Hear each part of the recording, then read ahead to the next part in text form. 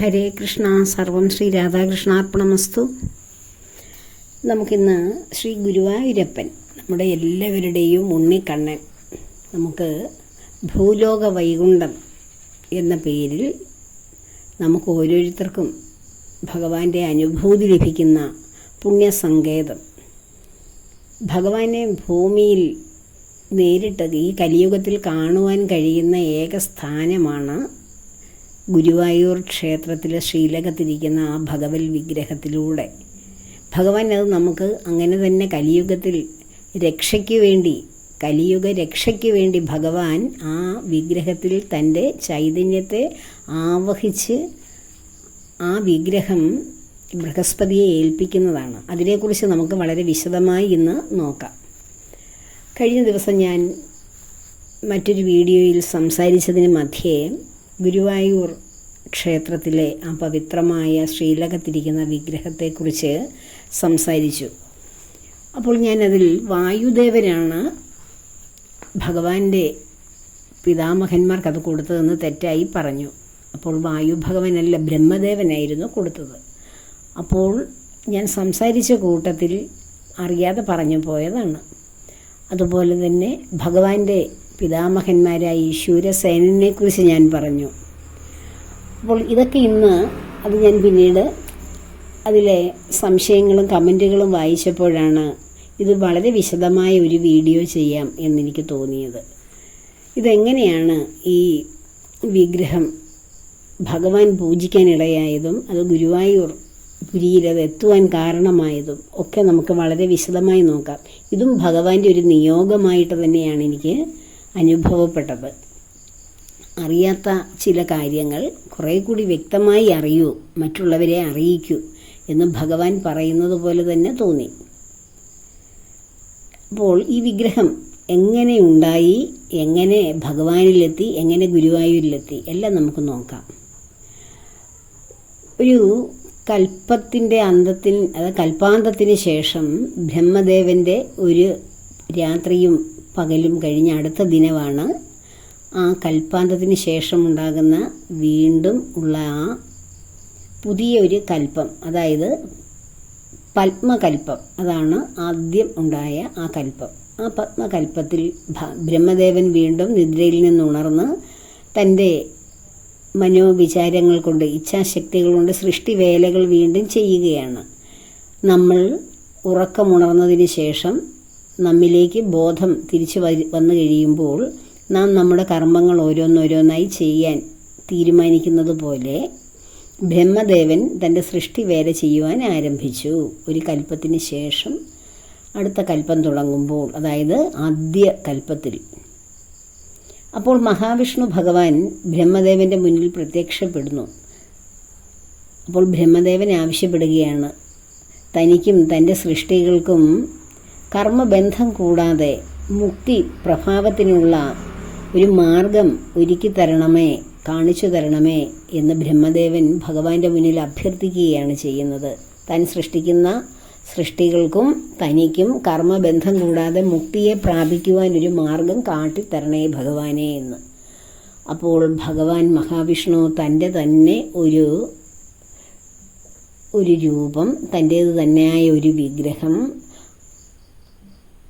അഞ്ജന വിഗ്രഹം നിർമ്മിച്ചിട്ട് അത് ബ്രഹ്മദേവന് സമ്മാനിക്കുകയാണ്. ഇവിടെ സൃഷ്ടിക്ക് ഈ ഭൂമിയിലേക്ക് ഓരോ സൃഷ്ടികളെ സൃഷ്ടിച്ചു വിടുമ്പോൾ മായാബന്ധത്തിൽ, ഭഗവാന്റെ തന്നെ മായയിൽ സൃഷ്ടികൾ കർമ്മബന്ധത്തിൽ മുഴുകി ജീവൻ മുക്തരാകാതെ കഴിയുന്നു. അപ്പോൾ അതിനുവേണ്ടി എന്നെ തന്നെ സേവിക്കൂ, എന്നെ തന്നെ ആരാധിക്കൂ, അതിനുവേണ്ടി ഞാൻ തന്നെ നിങ്ങൾക്ക് വഴികാട്ടിയായി മാറുന്നു എന്ന ചിന്തയോടുകൂടി, എന്ന ആ ഒരു വിചാരത്തിൽ തന്നെ ഭഗവാന്റെ തന്നെ രൂപത്തെ നിർമ്മിച്ച് ഒരു അഞ്ജന വിഗ്രഹമാക്കി മാറ്റി ബ്രഹ്മദേവന് സമ്മാനിച്ചു. പിന്നീട് അടുത്ത കൽപ്പം വന്നു. വരാഹകൽപ്പത്തിൽ ബ്രഹ്മദേവൻ ഈ വിഗ്രഹം സുതപസ് എന്ന രാജാവിന് സമ്മാനിച്ചു. സുതപസ്, ഇനി ഞാൻ പറയുന്നത് വളരെ വ്യക്തമായും ശ്രദ്ധയോടെയും കേൾക്കണം. സുതപസ് രാജാവിന് ബ്രഹ്മദേവൻ ഈ വിഗ്രഹം സമ്മാനിച്ചു. അപ്പോൾ ഭൂമിയിൽ ആദ്യമായി ഈ വിഗ്രഹം എത്തുകയാണ്. വംശവർദ്ധനയ്ക്ക് വേണ്ടി ഭഗവാനെ ആരാധിക്കുകയാണ് ഈ സുതപസ്സും തൻ്റെ ഭാര്യയായ പ്രശ്നിയും. അപ്പോൾ തനിക്ക് ഭഗവാനെ പോലെ ഒരു പുത്രനെ വംശവർദ്ധനയ്ക്ക് വേണ്ടി ലഭിക്കണമേ എന്ന പ്രാർത്ഥനയോടുകൂടി ഇവർ അനേക വളരെ വലിയ വർഷങ്ങളിൽ ഇവർ ഭഗവാനെ ഭജിക്കുകയായിരുന്നു. ആ സമയത്താണ് ഈ വിഗ്രഹം അവർക്ക് ലഭിക്കുന്നത്. എന്നിട്ടും വിഗ്രഹം കിട്ടിയ ശേഷവും അവർ ഭഗവാനെ ആരാധിച്ചു കൊണ്ടിരുന്നു, ആ വിഗ്രഹത്തെ പൂജിച്ചു കൊണ്ടിരുന്നു. അവർക്ക് ഭഗവാനെ പോലെ ഒരു കുഞ്ഞിനെ ലഭിക്കണം, മകനെ ലഭിക്കണം എന്ന ആഗ്രഹത്തിൽ. സുതപസ്സും ഭാര്യയായ പ്രശ്നിയും. എന്നാൽ അവരുടെ ഈ പൂജകളും ഭജനകൾക്കും ഇടയിൽ, അവരുടെ പ്രാർത്ഥനകൾക്കിടയിൽ ഭഗവാൻ പ്രത്യക്ഷപ്പെട്ടിട്ട് വരുന്ന 3 ജന്മങ്ങളിൽ, ഈ ഒരു ജന്മം മാത്രമല്ല, വരുന്ന 3 ജന്മങ്ങളിൽ പുത്രനായി താൻ അവതരിക്കുമെന്നും അപ്പോഴെല്ലാം ഈ വിഗ്രഹം പൂജിക്കപ്പെടുവാനുള്ള ഭാഗ്യം സുതപസ്സിനും പ്രശ്നിക്കും ഉണ്ടാകുമെന്നും ഭഗവാൻ വരം കൊടുക്കുകയാണ് ചെയ്യുന്നത്. ഒരു തവണ മകനായി ജനിക്കുവാൻ ആഗ്രഹിച്ചപ്പോൾ ഭഗവാൻ 3 തവണ നിങ്ങൾ എൻ്റെ മാതാപിതാക്കളാകുകയും ഞാൻ 3 തവണ നിങ്ങളുടെ മകനാകുകയും ചെയ്യുമെന്ന് അനുഗ്രഹിക്കുകയാണ്. അങ്ങനെ സത്യയുഗത്തിൽ ആദ്യ ജന്മത്തിൽ, അതായത് ഭഗവാൻ ആദ്യമായിട്ട് അവരുടെ മകനായി ജനിക്കുകയാണ്. സുതപസ്സിൻ്റെയും പ്രശ്നിയുടെയും മകനായി ഭഗവാൻ പ്രശ്നിഗർഭൻ എന്ന പേരിൽ പുത്രനായി ജനിച്ചു. ആ യുഗത്തിൽ തന്നെ, സത്യയുഗത്തിലായിരുന്നു ഇവർ തപസ്സനുഷ്ഠിച്ചത്. ഇവർ തന്നെ വീണ്ടും കശ്യപനും അതിഥിയുമായി വീണ്ടും പുനർജനിക്കുകയാണ്. സുതപസ്സും പ്രശ്നിയും കശ്യപനും അതിഥിയുമായിട്ട് വീണ്ടും ജനിച്ചത് ത്രേതായുഗത്തിലായിരുന്നു. അപ്പോൾ ഭഗവാൻ അവരുടെ മകനായി ജനിച്ചു, വാമനമൂർത്തിയായി അവതരിച്ചു. അപ്പോഴും ഈ വിഗ്രഹം ഈ കശ്യപന്റെയും അതിഥിയുടെയും കയ്യിലുണ്ട്. അവരാദ്യ ജന്മത്തിൽ സുതപസ്സും പ്രശ്നിയുമായിരുന്നു. അവർ ആരാധിച്ചിരുന്നതാണ്, അവർക്ക് ബ്രഹ്മദേവൻ കൊടുത്തതാണ് ഈ വിഗ്രഹം. ബ്രഹ്മദേവൻ ആര് കൊടുത്തതാണ്? സാക്ഷാൽ ശ്രീ മഹാവിഷ്ണു ഭഗവാൻ ഭഗവാന്റെ കൈകൊണ്ട് സൃഷ്ടിച്ച് ഭഗവാൻ ബ്രഹ്മദേവനെ ഏൽപ്പിച്ചതാണ് ഭൂമിയിലുള്ള ജനങ്ങളുടെ കർമ്മബന്ധം തീരുവാൻ വേണ്ടി. അപ്പോൾ ആ സത്യയുഗത്തിൽ അതുണ്ടായിരുന്നു. അടുത്ത യുഗമായ ത്രേതായുഗത്തിലും ഇതുണ്ടായിരുന്നു. അപ്പോഴും ഇത് ആരാധിക്കുന്നത് ആരാണ്? ഭഗവാന്റെ അച്ഛനമ്മമാരായി വീണ്ടും വീണ്ടും പുനർജനിക്കുന്നവർ. അപ്പോഴും ഭഗവാൻ അവരോടൊപ്പം ഉണ്ടായിരുന്നു, ഓരോ മകനായി, ഓരോ ജന്മത്തിൽ, ഓരോ യുഗത്തിലും ഓരോ മകനായിട്ട്. അപ്പോൾ 2 പ്രാവശ്യം ഭഗവാൻ ജനിച്ചു. ആദ്യം പ്രശ്നിഗർഭനായും രണ്ടാമത് വാമനനായും, കശ്യപ മഹർഷിയുടെയും അതിഥിയുടെയും മകനായി. 3-ാം ജന്മത്തിൽ വസുദേവരും ദേവകിയുമായി വീണ്ടും ജനിച്ചു. ആര്? സുതപസ്സും പ്രശ്നിയും 3-ാം ജന്മം എടുക്കുകയാണവർ. അപ്പോൾ ഭഗവാൻ വീണ്ടും ജനിച്ചു. ആരായിട്ടാണ്? വസുദേവർക്കും ദേവകിക്കും ഉണ്ടായ ആ ജയിലറയിലുണ്ടായ ആ ഓമന കുഞ്ഞ് ശ്രീകൃഷ്ണ ഭഗവാനായി വീണ്ടും അവതരിച്ചു. അങ്ങനെ ആ വിഗ്രഹം അപ്പോഴും വസുദേവരുടെയും ദേവകിയുടെയും കൈകളിൽ ഉണ്ടായിരുന്നു. അവർ ജയിലറയിൽ കിടക്കുമ്പോഴാണ് ഭഗവാൻ ജനിച്ചത്. അപ്പോഴും ഇവർ ആ വിഗ്രഹത്തെ പൂജിക്കുന്നുണ്ടായിരുന്നു, ആരാധിക്കുന്നുണ്ടായിരുന്നു. മാതാപിതാക്കൾ നിത്യപൂജ ചെയ്തിരുന്ന ആ വിഗ്രഹം അവരുടെ കാലശേഷം ഭഗവാൻ എന്ത് ചെയ്തു? അത് ദ്വാരകയിലേക്ക് കൊണ്ടുപോയി. അവിടെ ഒരു ക്ഷേത്രം നിർമ്മിച്ചു, ആ വിഗ്രഹത്തെ അതിൽ പ്രതിഷ്ഠിച്ചു. ഭഗവാൻ അതിനെ നിത്യേന പൂജ ചെയ്യുന്നുണ്ടായിരുന്നു. അങ്ങനെ ദ്വാപരയുഗത്തിൻ്റെ അന്ത്യം വന്നു. സ്വർഗാരോഹണത്തിനൊരുങ്ങുന്ന ഭഗവാൻ ഭക്ത ഉത്തമനായിട്ടുള്ള തൻ്റെ ശിഷ്യനായിട്ടുള്ള ആ ഉദ്ധവരെ വിളിച്ചിട്ട് ഈ വിഗ്രഹത്തെക്കുറിച്ച് പറയുകയാണ്. അല്ലയോ ഉദ്ധവരെ, എൻ്റെ കർമ്മം, അതായത് എൻ്റെ അവതാര ലക്ഷ്യങ്ങളെല്ലാം പൂർത്തീകരിച്ചു. ഭഗവാന്റെ അവതാര ലക്ഷ്യങ്ങൾ എന്തൊക്കെയായിരുന്നു? കംസ നിഗ്രഹം, അതുപോലെ തന്നെ ധാരാളം അസുരന്മാരുടെ നിഗ്രഹം, കുരുക്ഷേത്ര യുദ്ധം, അതിനുശേഷം യദുവംശത്തിൻ്റെ പൂർണ്ണമായിട്ടുള്ള ആ ഉന്മൂലനാശം. ഇതെല്ലാം കഴിഞ്ഞ് ഭഗവാൻ സ്വധാമത്തിലേക്ക് സ്വർഗാരോഹണത്തിന് തയ്യാറാകുമ്പോഴാണ് ഉദ്ധവരെ വിളിച്ചിട്ട് ഭഗവാൻ ഉപദേശം കൊടുക്കുകയാണ്. ഉദ്ധവരോട് പറയുന്നു, ഇന്നേക്ക് 7-ാം നാൾ ദ്വാരക വെള്ളത്തിനടിയിൽ ജലത്തിനടിയിൽ അമരും. ദ്വാരകയിൽ യദുകുല ശ്രേഷ്ഠന്മാർ പൂജിച്ചിരുന്ന പാതാള അഞ്ജനശിലയിൽ തീർത്ത അതിവിശിഷ്ടമായ ഒരു വിഗ്രഹമുണ്ട്. ആ വിഗ്രഹത്തെ പരശുരാമക്ഷേത്രം, അതായത് കേരളം, പരശുരാമക്ഷേത്രത്തിൽ പ്രതിഷ്ഠിക്കണം. ഞാൻ ഭൂമി വിട്ടു പോയാലും എൻ്റെ പരിപൂർണമായ ചൈതന്യം ഈ വിഗ്രഹത്തിൽ എപ്പോഴും ഉണ്ടായിരിക്കും. എന്നെ നേരിട്ട് കാണാൻ ആഗ്രഹിക്കുന്നവർക്ക് ഈ വിഗ്രഹം ദർശിച്ചാൽ അതിൻ്റെ ഫലം ലഭിക്കും എന്ന് ഭഗവാൻ ഉദ്ധവരോട് പറയുകയാണ്. ഏതാണ് ഈ വിഗ്രഹം?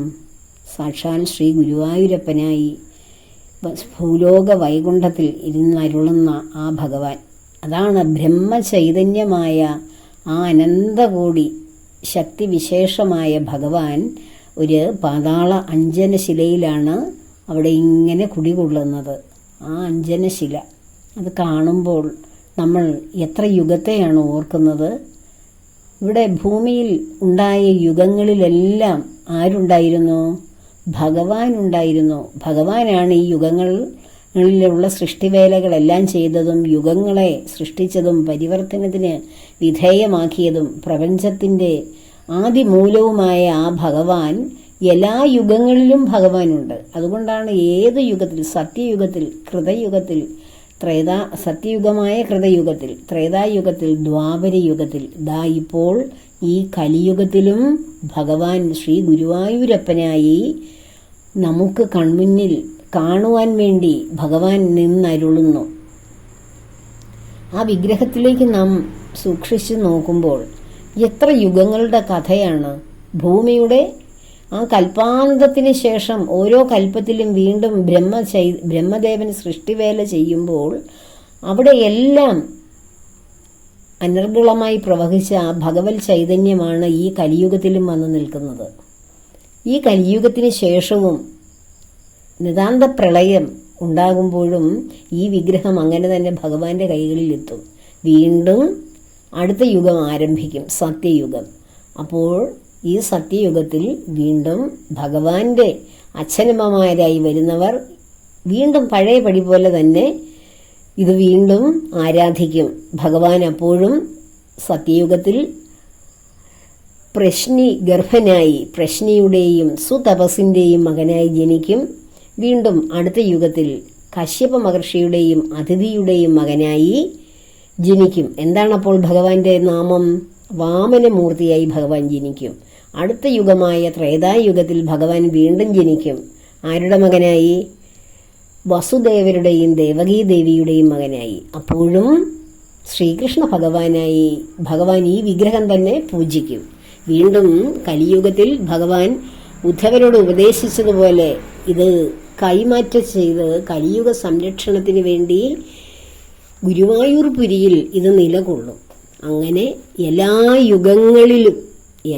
യുഗങ്ങളിലും ഭഗവാൻ വെച്ച് ആരാധിച്ച, ഭഗവാന്റെ അച്ഛനമ്മമാർ ആരാധിച്ച, ഭഗവാൻ കൂടെ കൊണ്ടു നടന്ന ആ ഭഗവാന്റെ ചൈതന്യം മഹാവിഷ്ണു ചൈതന്യമാണ്, ബ്രഹ്മ ചൈതന്യമാണ് ഇപ്പോൾ നമുക്ക് കാണാൻ, നമ്മുടെ ഈ മാംസചക്ഷുസ് കൊണ്ട് നോക്കിയാൽ കാണുന്ന രൂപത്തിൽ നമ്മൾ എത്ര മണിക്കൂർ ക്യൂ നിന്നാലും ആ ബ്രഹ്മ ചൈതന്യത്തെ ഒന്ന് കാണുകയാണ്.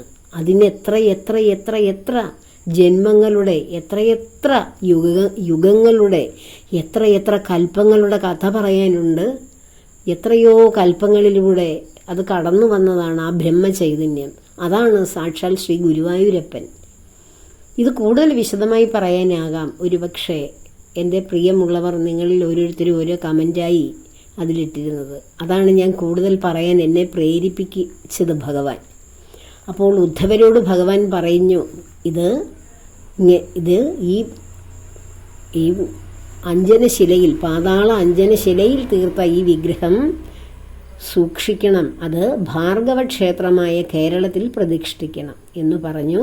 ഇന്നേക്ക് 7-ാം ദിവസം ഇത് ഇവിടെ പ്രളയം സംഭവിക്കും, ഇത് ദ്വാരകയെല്ലാം ജലത്തിൽ മുങ്ങിത്താഴും. അതിനു മുമ്പായി തന്നെ ഉദ്ധവർ ബദരിയാശ്രമത്തിലേക്ക് പോയി ശിഷ്ടകാലം കഴിക്കൂ എന്ന് ഭഗവാൻ പറയുകയാണ്. അങ്ങനെ ഉദ്ധവർ ബദരിയാശ്രമത്തിലേക്ക് പോകും മുമ്പേ ബൃഹസ്പതിയോട് പറയുകയാണ് ഈ വിവരം. അങ്ങനെ ബൃഹസ്പതി അവിടെ എത്തുമ്പോഴേക്കും, ഈ ഭഗവാന്റെ ആജ്ഞ അറിഞ്ഞ് ബൃഹസ്പതി അവിടെ എത്തുമ്പോഴേക്കും അവിടെയെല്ലാം ജലം നിറഞ്ഞു കഴിഞ്ഞിരുന്നു. ദ്വാരക മുഴുവൻ ജലത്തിൽ പെട്ടുകഴിഞ്ഞു. അപ്പോൾ ജലത്തിൽ ഇങ്ങനെ നോക്കുമ്പോൾ ഈ സാക്ഷാൽ ഗുരുവായൂരപ്പനായിരിക്കുന്ന ആ ഭഗവാൻ ബ്രഹ്മചൈതന്യം ഇങ്ങനെ ഒഴുകി നടക്കുന്നതായിട്ട് കാണുന്നു. ആരാണ് കാണുന്നത്? ദേവഗുരുവായ ബൃഹസ്പതി. അദ്ദേഹം അതിനെ എങ്ങനെ ഈ പ്രളയത്തിൽ ആ വിഗ്രഹം സ്വന്തമാക്കും, കയ്യിലെടുക്കും എന്നറിയാതെ അദ്ദേഹം പരിഭ്രമിച്ച് അതിനുള്ള മാർഗങ്ങൾ ഇങ്ങനെ ആരായുമ്പോൾ അദ്ദേഹത്തെ സഹായിക്കുവാനായി വായു ഭഗവാൻ എത്തുകയാണ്. അപ്പോൾ വായു ഭഗവാൻ തൻ്റെ ശക്തി കൊണ്ട് അത് തിരമാലകൾ ഉണ്ടാക്കി, അത് ആ കാറ്റിൻ്റെ ശക്തിയിൽ അത് ബൃഹസ്പതിയുടെ കൈകളിലേക്ക് അതിനെ ഇങ്ങനെ ആ ജലത്തിന് മുകളിലൂടെ എത്തിക്കുകയാണ്. അങ്ങനെ അവർ ഇങ്ങനെ സംശയിക്കുകയാണ്, ഭഗവാൻ പറഞ്ഞ ആ സ്ഥലം എവിടെയാണ്, ആ പരശുരാമ ക്ഷേത്രം എവിടെയാണ്. അങ്ങനെ അവർ ഭാരതഭൂമിയുടെ തെക്കു പടിഞ്ഞാറേ ഭാഗം എല്ലായിടവും അവരിങ്ങനെ അന്തരീക്ഷത്തിലൂടെ എല്ലായിടവും ആകാശമാർഗം സഞ്ചരിച്ചു നോക്കും ഈ വിഗ്രഹവുമായി. എവിടെയാണ് ഭഗവാൻ പറഞ്ഞ ആ പുണ്യസങ്കേതമെന്നറിയുവാൻ വേണ്ടി.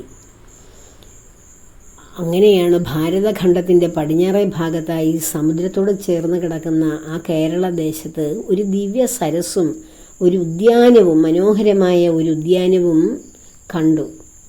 തന്നെയുമല്ല, അവിടെ മഹാശിവനും ദേവദേവനായ ശിവനും ലോകമാതാവായ പാർവതി ദേവിയും ആനന്ദ നൃത്തം ചെയ്യുന്ന രംഗമാണ് ഇവർ കാണുന്നത്. അവിടെ സിദ്ധന്മാരും മുനികളും ഒക്കെ തപസ്സനുഷ്ഠിക്കുന്നത് കണ്ടു. ഇതുതന്നെയാണ് ഭഗവാൻ ഉദ്ദേശിച്ച ആ ഭാർഗവ ഭൂമി. ഇവിടെ തന്നെയാണ് ഭഗവാന്റെ ഈ ദിവ്യ വിഗ്രഹം. ഭഗവാൻ ആ വിഗ്രഹത്തിലേക്ക് ആ ശക്തി ആവഹിച്ചു കൊടുത്തിട്ടാണ് ഭഗവാൻ പോകുന്നത്. ഇതുതന്നെയാണെന്ന് അവർ തീർച്ചപ്പെടുത്തി അവിടേക്ക് ഇറങ്ങി വന്നപ്പോൾ ആ മഹാശിവനും, അതായത് ലോകപിതാവും ലോകമാതാവും അവരെ അനയിച്ച് ഈ സ്ഥലത്ത് തന്നെയാണ് ഭഗവാൻ ഉദ്ദേശിച്ച ആ പ്രതിഷ്ഠയ്ക്കുള്ള സ്ഥലമെന്ന് പറഞ്ഞു കൊടുക്കുകയും ദേവശില്പിയുടെ ബൃഹസ്പതിയുടെ നിർദ്ദേശം അനുസരിച്ച് ദേവശില്പി എത്തുകയും ആ ദേവശില്പിയായ മയൻ അവിടെ ഒരു മനോഹരമായ ക്ഷേത്രം സൃഷ്ടിക്കുകയും ചെയ്തു. ഈ ഉമാമഹേശ്വരന്മാർ ആനന്ദ നൃത്തം ചെയ്ത മനോഹരമായ ഉദ്യാനവും ആ സുന്ദരമായിട്ടുള്ള ഭൂപ്രകൃതിയുമുള്ള സ്ഥലമാണ് മമ്മിയൂർ ക്ഷേത്രം നിലനിൽക്കുന്ന സ്ഥലം. അതിനോടനുബന്ധിച്ചാണ് ശ്രീ ഗുരുവായൂർ.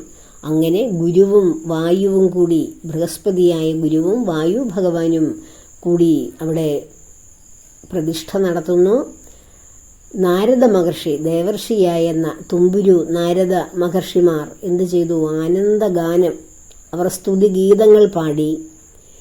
വിദ്യാധര, കിന്നര, ചാരണ, അപ്സരസ് അങ്ങനെയുള്ള ആ അന്തരീക്ഷചാരികൾ പുഷ്പവൃഷ്ടി നടത്തി. 30 കോടി ദേവഗണങ്ങളും ആ ശുഭമുഹൂർത്തത്തിന് സാക്ഷിയായി അവിടെ പുഷ്പവൃഷ്ടി പതിച്ചു. അതുകൊണ്ടാണ് ഗുരുവായൂർ ഏകാദശിയാണ്, ആ ഏകാദശി ദിവസമായിരുന്നു അവിടെ ആ പ്രതിഷ്ഠ നടന്നത്, കാർത്തിക മാസത്തിലെ ഏകാദശി ദിവസം. അതുകൊണ്ടാണ് ഗുരുവായൂർ ഏകാദശി ദിവസം ഗുരുവായൂർ ക്ഷേത്രത്തിലെത്തുന്ന ഭക്തർക്ക് 30 കോടി ദേവഗണങ്ങളുടെയും അനുഗ്രഹ സാഫല്യങ്ങൾ ഉണ്ടാകും, അവരെല്ലാം അവിടെ എത്തുമെന്ന് പറയുന്നത്. ആ പ്രതിഷ്ഠാ വാർഷിക ദിനമാണത്. അങ്ങനെ അവിടെ അങ്ങനെ ഭഗവാൻ ഇരുന്നരുളുന്നു. ഭഗവാന്റെ സംരക്ഷകയായിട്ടാണ് ദേവിയുടെ ക്ഷേത്രവും ഇടതുഭാഗത്തായുള്ളത്. ഭഗവാന്റെ സഹോദരിയായി, സഹോദര സ്ഥാനത്ത് മായാസ്വരൂപിണിയായ ഭദ്രയായ ദേവിയും കുടികൊള്ളുന്നു. ഒപ്പം വിനായകനും വിഘ്നേശ്വരനും അയ്യപ്പസ്വാമിയും ഒക്കെയുണ്ട്. ഹനുമാൻ സ്വാമിയും ഒക്കെ ഭഗവാന്റെ ഉപദേവതകളായി അവിടെ കുടികൊള്ളുകയാണ്. അപ്പോൾ ഈ യുഗങ്ങൾ പരിവർത്തനത്തിലൂടെ, യുഗപരിവർത്തനത്തിലൂടെ മാറി മാറി എല്ലാ യുഗങ്ങളിലുമുള്ള ആ ബ്രഹ്മചൈതന്യം ആണ് ആ ഒരു ചെറിയ കുട്ടിയുടെ രൂപത്തിലാണ് നാം ആരാധിക്കുന്നത്. കാരണം എന്താണെന്നറിയാമോ? വസുദേവരും ദേവകീ ദേവിയും ആ ജയിലറയിൽ, ആ തടവറയിൽ അവർക്ക് ഭഗവാൻ അവര് കുഞ്ഞായി അവരുടെ മുന്നിൽ ജനിക്കുമ്പോൾ ദേവകീ ദേവിക്ക് ഭഗവാൻ ഒരു കുഞ്ഞായിട്ടാണ് ദർശനം കൊടുത്തത്. അപ്പോൾ ദേവകീ ദേവി ഭഗവാനെ പ്രാർത്ഥിക്കുകയും ഭഗവാനോട് ഈ രൂപം മാറ്റി ഒരു കുഞ്ഞായി എൻ്റെ മുന്നിലേക്ക് വരൂ ഭഗവാനെ, ഭഗവാൻ അവർക്ക് ദർശനം കൊടുത്തതിന് ശേഷം എന്നൊക്കെ പ്രാർത്ഥിക്കുന്ന ഭാഗങ്ങളുണ്ട് ഭാഗവതം ദശമസ്കന്ധത്തിൽ. ആ ഒരു ദേവകീ ദേവിയുടെയും ഭഗവാന്റെയും മുന്നിൽ ഉണ്ണിക്കണ്ണനായി ചെറിയ ശിശുവായി പ്രത്യക്ഷപ്പെട്ട ഭഗവാനാണ് ഗുരുവായൂരപ്പനായി നമ്മൾ പിന്നീട് ആരാധിക്കാൻ തുടങ്ങിയത്. സാക്ഷാൽ ശ്രീ മഹാവിഷ്ണുവാണ്. ആ ബ്രഹ്മ ചൈതന്യമാണ് അവിടെ ഇരിക്കുന്നത്. അപ്പോൾ ഈ ഓരോ യുഗത്തിലും ഭഗവാൻ അവതരിച്ചതും ഭഗവാന്റെ അച്ഛനമ്മമാരും ആരാണെന്ന് നമുക്ക് വ്യക്തമായി. സുതപസ്സും പ്രശ്നിയുമായിരുന്നു കൃതയുഗമായ സത്യയുഗത്തിൽ. രണ്ടാം യുഗത്തിൽ കശ്യപ മഹർഷിയും അതിഥിയുമായിരുന്നു ഭഗവാന്റെ അച്ഛനമ്മമാർ. അപ്പോൾ ഭഗവാൻ വാമനാവതാരം എടുത്തു. ആദ്യത്തെ യുഗത്തിൽ പ്രശ്നി ഗർഭനായിട്ടാണ് അവതരിച്ചത് ആ നാമത്തിൽ. മൂന്നാമത്തെ യുഗമായപ്പോൾ ദ്വാപര യുഗത്തിൽ ഭഗവാൻ ശ്രീകൃഷ്ണ പരമാത്മാവായ കുഞ്ഞായി അവതാരമെടുത്തത് ദേവകീ ദേവിയുടെയും വസുദേവരുടെയും മകനായി. ഇത് ഞാൻ വീണ്ടും വീണ്ടും പറയുകയാണ്, മറന്നു പോയിട്ട് പറയുകയല്ല, ആവർത്തിച്ച് പറയുകയാണ്. ഇത് നിങ്ങളെല്ലാവരും ഓർത്തു വെച്ചിരിക്കണം. ഇനി ഒരു സംശയം ഗുരുവായൂർ വിഗ്രഹത്തെക്കുറിച്ച് ഉണ്ടാകാൻ പാടില്ല. അറിയാവുന്നവർക്കെല്ലാം അറിയാം, എങ്കിലും അറിയാത്തവർ ധാരാളം ഉണ്ടാവും. അപ്പോൾ ഇതെങ്ങനെ എത്തി? ബ്രഹ്മദേവൻ ആർക്ക് കൊടുത്തു? ആരിലൂടെ കൈമാറ്റം ചെയ്തു. ഭഗവാൻ അത് ആരെ ഏൽപ്പിച്ചു? അവസാനം അത് ഗുരുവായൂർ പുരത്തിൽ, അങ്ങനെ ഗുരുവും വായുവും കൂടി ചേർന്ന് അവിടെ രൂപീകരിച്ച ആ ക്ഷേത്രത്തിൽ ഭഗവാൻ ശ്രീ പരമശിവൻ അവിടെ ഒരു സംരക്ഷകനായി ഭഗവാന്റെ ശക്തിക്ക് ഒപ്പം അവിടെയുണ്ട്. സ്വയംഭൂവായിട്ടാണ് ഈ മമ്മിയൂരിൽ ഭഗവാനും ദേവിയുമൊക്കെ അവിടെ അങ്ങനെ ഇരുന്നരുളുന്നത്. അതുകൊണ്ടാണ് ഗുരുവായൂരിലെത്തുന്നവർ മമ്മിയൂർ സന്ദർശിച്ചിട്ട് പൂർണ്ണത കൈവരിച്ചു പോകുന്നത്. ഇനിയും ഗുരുവായൂർ ഐതിഹ്യം വേറെയുണ്ട്. ഐതിഹ്യമല്ല, ഗുരുവായൂരിനെ കുറിച്ച് ഇനിയുമുണ്ട് പറയാൻ. കുരുവംശത്തിലെ ശ്രേഷ്ഠനായ അർജുനന്റെ മകനായിരുന്നല്ലോ അഭിമന്യു. അഭിമന്യുവിൻ്റെ മകനാണ് പരീക്ഷിത്ത്. അഭിമന്യുവിൻ്റെ ഭാര്യയായ ഉത്തരയുടെ ഗർഭത്തിലുള്ള ആ ശിശുവിനെ ഭഗവാൻ സുദർശന ചക്രം കൊണ്ട് അശ്വത്ഥമാവിൽ നിന്ന് രക്ഷിച്ചെടുത്ത കഥ നമുക്കറിയാം. അങ്ങനെ പരിരക്ഷിച്ചെടുത്തത് കാരണം പരീക്ഷിത്ത് എന്ന പേരിൽ അദ്ദേഹം അർജുനൻ്റെ പൗത്രനായ പരീക്ഷിത്ത് ഭാരതഖണ്ഡം ഭരിച്ചു. അദ്ദേഹം 30 വർഷക്കാലം രാജ്യം ഭരിക്കുകയുണ്ടായി. അങ്ങനെ അദ്ദേഹത്തിന് 66 വയസ്സായി. ആ സമയത്താണ് അദ്ദേഹം നായാട്ടിന് പോവുകയും വനത്തിൽ വെച്ച് ശമീക മഹർഷിയുടെ കഴുത്തിൽ ചത്ത പാമ്പിനെ എടുത്തിടുകയും ശമീകൻ്റെ മകനായ ശൃംഗി എന്ന കുട്ടി, ആ മഹർഷി തക്ഷകൻ എന്ന ഉഗ്രവിഷമുള്ള സർപ്പത്തിൻ്റെ ദംശനമേറ്റ് അകാലത്തിൽ മൃത്യു അടയട്ടെ എന്ന് ശാപം കൊടുക്കുകയും ചെയ്യുന്നു പരീക്ഷത്തിന്. അങ്ങനെ തക്ഷകൻ്റെ ആ ദംശനമേറ്റ് പരീക്ഷിത്ത് മൃത്യു അടയുന്നു. അതിനുശേഷം പരീക്ഷത്തിൻ്റെ മകനായ ജനമേജയനുണ്ട്. അദ്ദേഹം അധികാരത്തിൽ വരുന്നു, ചക്രവർത്തിയാകുന്നു. ജനമേജയനാകട്ടെ തൻ്റെ പിതാവിനെ അകാലത്തിൽ ഇല്ലാതാക്കിയ ആ സർപ്പവർഗത്തെ മുഴുവൻ ഇല്ലായ്മ ചെയ്യണമെന്ന് ആഗ്രഹിച്ചുകൊണ്ട് സർപ്പയജ്ഞം തന്നെ നടത്തുന്നു. ആ സർപ്പസത്രത്തിൽ ഉഗ്രമായ ആ വളരെ ശക്തമായ സർപ്പസത്രത്തിൽ എല്ലാം അനേകം നിരപരാധികളായ സർപ്പങ്ങൾ വന്ന് ആ അഗ്നിയിൽ പതിച്ച് അവരെല്ലാം കൂട്ടം മരണത്തിനിടയാകുന്നു. എന്നാൽ തക്ഷകൻ അമൃത് ഭക്ഷിച്ചിരുന്നു മുൻപ്. അത് കാരണം തക്ഷകൻ മാത്രം മരിച്ചില്ല. അതൊക്കെ ഭാഗവതത്തിൽ വിശദമായി പറയുന്നുണ്ട്. അപ്പോൾ ഈ അനേകം കോടിക്കണക്കിന് സർപ്പങ്ങൾ എല്ലാം നിരപരാധികളായ സർപ്പങ്ങൾ അഗ്നിക്കിരയായപ്പോൾ അവരുടെ മനോശാപം കാരണം ഈ ജനമേജയ മഹാരാജാവിന് കടുത്ത രോഗം ബാധിച്ചു. സർപ്പശാപത്താൽ കുഷ്ഠരോഗം ബാധിച്ചു. അദ്ദേഹം ആ രോഗം കൊണ്ട് വളരെ ദുരിതത്തിലായി. പല കാര്യങ്ങൾ ചെയ്തു നോക്കി.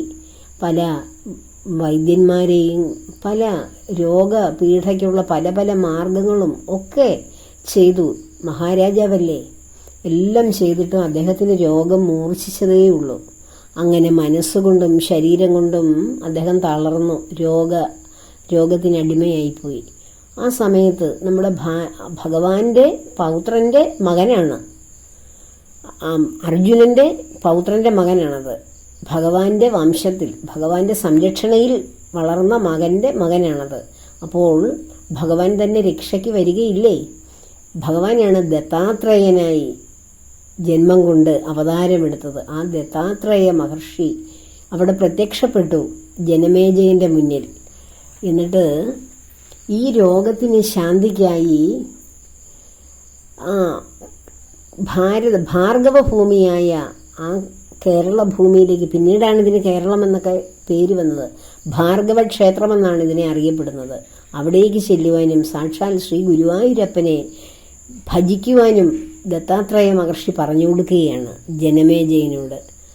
അങ്ങനെ ദത്താത്രേയൻ മഹർഷിയുടെ ഉപദേശമനുസരിച്ച് ജനമേജയൻ ഗുരുവായൂർ പുരിയിൽ എത്തുന്നു. അപ്പോൾ ആ ഗുരുവായൂർ പുരിയുടെ പ്രാധാന്യം എന്താണെന്ന് ചോദിക്കുമ്പോൾ ദത്താത്രേയൻ ഞാൻ ഇതുവരെ വിവരിച്ച ആ ഭഗവാന്റെ വിഗ്രഹത്തിന്റെ പ്രാധാന്യം പറഞ്ഞു കൊടുക്കുന്നു. അതൊരു വിഗ്രഹമല്ലെന്നും സാക്ഷാൽ ഭഗവാൻ തന്നെയാണെന്നും നിന്നെ രക്ഷിച്ച് സംരക്ഷിച്ച, ഗർഭത്തിൽ വെച്ച് തന്നെ രക്ഷിച്ച ആ മഹാ അത്ഭുത പ്രപഞ്ചനാഥനായ അത്ഭുത ശക്തിയാണ് അവിടെ ഇരിക്കുന്നതെന്നും അദ്ദേഹത്തിനോട് ചെന്ന് സാഷ്ടാംഗം ഭജിച്ച് ആ പത്മപാദത്തിൽ ആശ്രയിക്കൂ, എല്ലാ രോഗങ്ങളും മാറി സുഖം പ്രാപിക്കുമെന്ന് പറയുന്നതനുസരിച്ച് ജനമേജയൻ ഗുരുവായൂർ പുരിയിലെത്തി. 1 വർഷക്കാലമാണ് അദ്ദേഹം അവിടെ ഭജനമിരുന്നത്. അങ്ങനെ രോഗമെല്ലാം ശമിച്ച് ആരോഗ്യം വീണ്ടെടുത്ത് ആരോഗ്യദൃഢഗാത്രനായി അനേകകാലം ഭൂമി ഭരിച്ചു. അപ്പോൾ അങ്ങനെ നമ്മുടെ പുരാണങ്ങളും നമ്മുടെ യുഗങ്ങളും പ്രപഞ്ചം എന്നാണോ സൃഷ്ടിക്കപ്പെട്ടത് അവിടെ മുതലുള്ള ആ ചൈതന്യമാണ്. അവിടെ മുതൽ എന്നേക്കും നിലനിൽക്കുന്ന, എല്ലാവരും നഷ്ടപ്പെട്ടാലും എല്ലാം നഷ്ടപ്പെട്ടാലും ഇവിടെ കാണുന്നതൊന്നും ഇല്ലാതായാലും ആ ഇല്ലാതാകുന്നതെല്ലാം ഒന്നിലേക്ക് ലയിച്ച് ചേരും. ഒന്നേ ഇവിടെയുള്ളൂ. എല്ലാം ഇല്ലാതാകുമ്പോഴും ഒന്നേ ഇവിടെയുള്ളൂ. ആ ഒന്നാണ് ഗുരുവായൂർ പുരിയിലിരിക്കുന്ന, നമ്മുടെ കണ്ണുകൊണ്ട് കാണാൻ കഴിയുന്ന പ്രപഞ്ചനാഥൻ. നമ്മുടെ ഈ അക്ഷികൾ കൊണ്ട് ദർശിക്കാൻ കഴിയുന്ന സൃഷ്ടി വിലാസമാണ് അവിടെ ഇരിക്കുന്നത്. ഈ സൃഷ്ടി വൈചിത്ര്യം നമ്മൾ വിഷ്ണു സഹസ്രനാമം പഠിക്കുമ്പോൾ നമുക്കറിയാം, ഈ പ്രപഞ്ചത്തെ ഇത്ര മനോഹരമായി സൃഷ്ടിച്ച, ഇത്രയും ബുദ്ധിപൂർവമായി, ഇത്രയും വൈവിധ്യപൂർണമായി, ഇത്രയും ശ്രേഷ്ഠതയോടുകൂടി സൃഷ്ടിച്ച ആ വീര്യം, ആ മഹാവീര്യം, മഹാതേജസ്, മഹാബുദ്ധി, മഹാശക്തിയാണ് അവിടെ ഇരിക്കുന്നത്. അതിനെയാണ് നമ്മൾ ദർശിക്കുന്നത്. അതുകൊണ്ടാണ് ഭഗവാന്റെ മുന്നിൽ ദിവസം എടുത്താലും വേണ്ടമില്ല, എത്ര മണിക്കൂർ എടുത്താലും അതും ഞങ്ങൾ സഹിക്കുന്നു, ഞങ്ങൾക്കതെല്ലാം നന്മ തന്നെയാണ് എന്ന് കരുതി ഭക്തലക്ഷങ്ങൾ, കോടിക്കണക്കിന് ഭക്തർ അവിടെ ഭഗവാന്റെ മുന്നിൽ ഭഗവാനെ ഒന്ന് ദർശിക്കുവാൻ യുഗനാഥനായ, പ്രപഞ്ചനാഥനായ, അഖിലാണ്ടകോടി ബ്രഹ്മാണ്ഡങ്ങളുടെ ഉടമയായ ആ ഭഗവാനെ ദർശിക്കുവാൻ ഭക്തർ അവിടേക്ക് പ്രയാണം നടത്തുന്നത്. അപ്പോൾ ഗുരുവായൂരപ്പൻ്റെ എല്ലാ ആ ഗുരുവായൂരപ്പനെ സംബന്ധിക്കുന്ന, എനിക്കറിയാവുന്ന എല്ലാം എന്ന് പറയാൻ പാടില്ല, എനിക്കറിയാവുന്ന അല്പം കാര്യങ്ങൾ എല്ലാവർക്കും വേണ്ടി വിശദീകരിച്ചതാണ്.